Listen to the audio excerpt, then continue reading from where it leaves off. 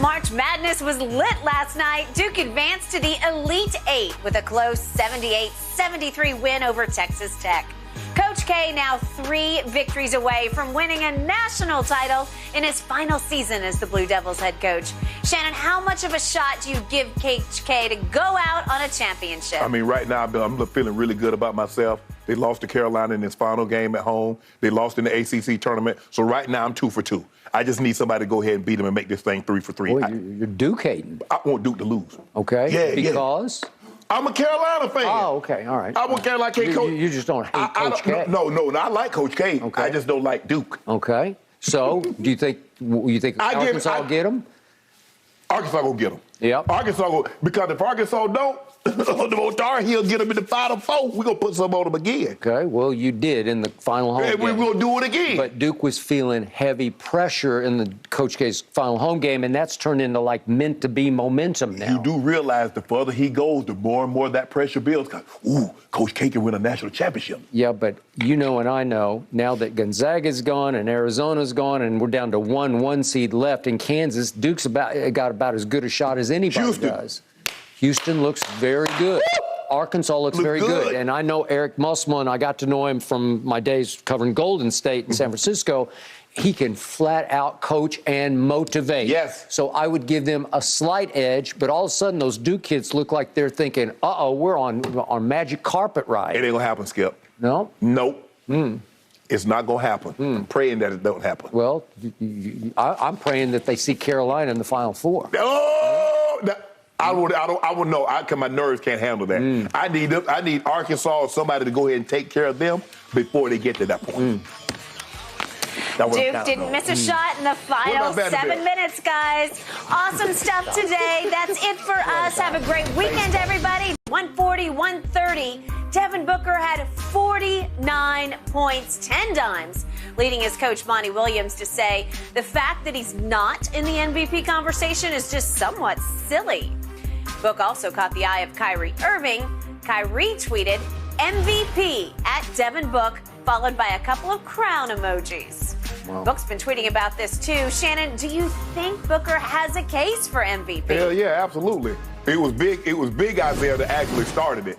Because, Skip, 10 of the last 15 MVPs were the leading scorer on the team with the best record. That was the argument that they used when they gave it to Mailman. That's the argument they used when they gave it to Steph Curry over LeBron, or they gave it to KD over LeBron. The best player on the best team. That was the argument they used when they gave it to Steve Nash over Shaq. They say the best player on the best team is the MVP. Now Devin Booker is the best player, leading scorer on the best team, and now he ain't getting nothing. They're like, it's crickets. And like he said, they seem to change the criteria to meet whoever they want to get the MVP. He absolutely deserves to be in the discussion, because you look at when Chris Paul went out, he increased his assists and his points per game. And then he goes get 49 on the anniversary 5 years ago, in which he got 70. Skip, I was praying that he get 50. And, you know, I like the Nuggets, but I understand history, and I like history. And so for me, Skip, Chris Paul has been out 11 games. They've gone 8-3. He scored 28 points, raised his shooting percentage in those games, and like you said last night, Skip, 49-10. I don't know if you get much better than that. Normally, somebody scored that many points, they ain't dishing out no dimes. He's been phenomenal. He's finally, you know, for the longest time, Skip, you know, he's a great scorer. Oh, he can score, he can score. Can he help his team win some games, though? That's what we talking about. That's what, you know, Kobe your model, Kobe your guy, Kobe your idol. Kobe was scoring them points, was winning games too now. Yep. He's done that. He fits the criteria of what a guy that's in the MVP discussion should be. But all you hear about, Joel Embiid, Nikola Jokic, Giannis Antetokounmpo. Skip, and deservedly so now, Skip. Those guys, Jokic is 26-13-8. Giannis is 30-12-10. And Joel Embiid is 30-11-4. All these guys shooting, Jokic is 57% from the floor. Giannis is 55% from the floor. Embiid is 49% from the floor. They deserve to be in the discussion. But for D Book not to get in, no mention? Barely get, oh yeah, he's played really, really well. He's really stepped this game up when Chris Paul has been out. Hell nah. He's done more than that. They're on pace to win 67 games. Devin Booker deserves to be in the MVP discussion. Serious MVP discussion. Not no just a passing thought, Skip, in the serious discussion for the MVP. Okay. I'm going to give you this. I've been covering this league, the National Basketball Association, for a long time. Back to Kareem's days with the Lakers in the 70s here in L.A. when I worked at the L.A. Times. So I've been through a whole lot of MVP races, and I cannot remember getting almost to April and suddenly saying, wait a second, what about that guy? Right. Because that guy would have been in the conversation since at least January. Yes. At least. Yes. This came like a bolt out of the blue. Right. Like a lightning bolt that struck me when I saw Kyrie's tweet, and I thought, God, I'm ashamed. I should have thought about him. I should at least broach the subject. Right. And to your point, it's crickets, man. Until suddenly, on the same night, Monty Williams says it's just somewhat silly he's not included in the discussion. Yeah. Because, trust me, he was not included in the discussion. No. I don't know anyone outside of Phoenix. Skip, even as they were winning all these games, we were talking about, okay, the Nets, what can they do?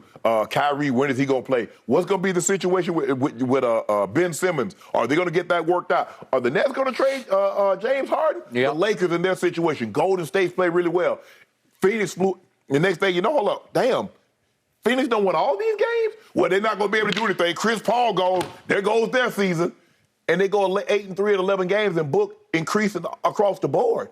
So I don't get why he didn't receive more. He's 26-5-5. I don't get why he didn't get more consideration out the box.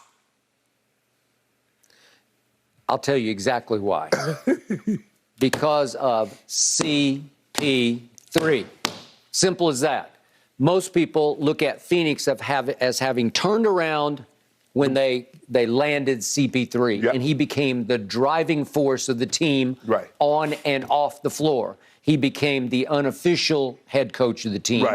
He became the new quarterback, the new orchestrator, the new maestro for the team, and it felt like Book was going along for a great ride because he is a great wing complement to Chris, obviously. They're the perfect match. But it felt like he was more complimentary, and he's not going to put up like sensational numbers. They're very good. His numbers this year are just slightly better than last year. He was 26-4-4 last year, and then he went up to 26-5-5. But he did do one thing. The one thing that was sticking in my craw last year is he shot 34% from three, which won't cut it. And all of a sudden, he boosted that this year to 38. That's a significant lead. Yeah. Well, he should have been a better three, Skip. The way he can shoot the mid-range, you mean to tell me you got that good of a J and you struggled from like 3 feet further? It's kind of hard to comprehend, but he did. He worked on it. And he worked on it. He got better. Even all the way to the finals last year, he was a little shaky from three. But now he's pretty good. He's not great, but he's pretty good from three. And we already saw, I mean, this man is at 6 feet 5 inches tall. He's capable of scoring 70 points. Okay? So last night he gets 49, and I'm like, so? On 16 or 25 shooting. It's ridiculous. Okay, so for a while, I was poised over here to throw another big name into the hat. I thought Ja was on pace to be Book, to be right here in the middle of it, and maybe even close with a rush and steal MVP because the team that came out of nowhere was Memphis because he rose into superstar status right before your very eyes. But we saw a little bit of it last year, Skip. Remember they did what they did to the Warriors in the play-in? And then they took a game off of Utah. They played really well against Utah. Really well with Dylan Brooks. But you can see, like, okay, this team is coming. It's coming. But Ja took a step, and they arrived. They arrived, and then right on schedule, it's been the story of this whole NBA season, his knee starts to plague him again. And it's been plaguing him, and he's been plagued by backs and ankles and all Now he's going to get reevaluated basically at the start of the playoffs. Start of the playoffs, which is pretty scary for Memphis because it could be the end of Memphis as we knew. They're not going anywhere without you. And then the other staggering stat that actually discounts Ja is they're now 16-2 without him. 16-2? But that's what makes them so dangerous because they're so deep. They're deep. Skip, they're 11 deep. Yes. And they got damn near everybody can shoot the three. I mean, basically on every team, not everybody can shoot the three. It used to be, Skip, you have one or two guys and you have a specialist. I agree. Not everybody got at least 10 guys that can take and make a three-pointer.